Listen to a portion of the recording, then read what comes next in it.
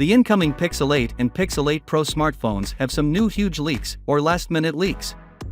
These leaks include new unboxing videos, information on the phone's colors, camera samples, and benchmark scores.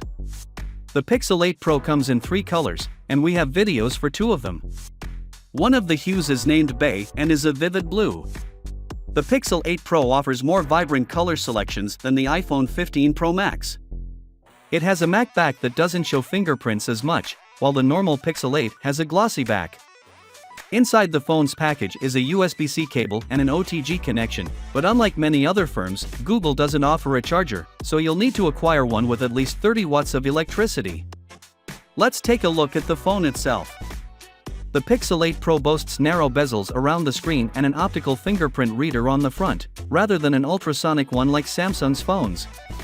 The Pixel 8 and Pixel 8 Pro camera samples are next. The Pixel 8 Pro includes various lenses for different zoom settings, and low-light photos look great. Keep in mind that these photos may be compressed on Twitter, and the phone may improve with software upgrades after it is officially released. Camera samples are also included with the standard Pixel 8.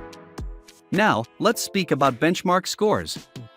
The Pixel 8 Pro and Pixel 8 Plus both appeared on Geekbench, a testing site, and the scores reveal that the Pixel 8 Pro's new Tensor G3 CPU performs similarly to last year's Snapdragon 8 Plus Gen 1 chip. It's not as powerful as some other phones, like as the S23 Ultra, but it's still an improvement over the Pixel 7 Pro.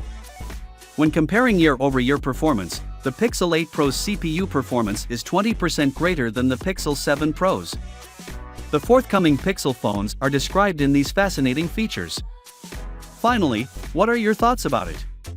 So with that being said, let me know your thought in the comment below, and if you are new here, please subscribe. Peace out.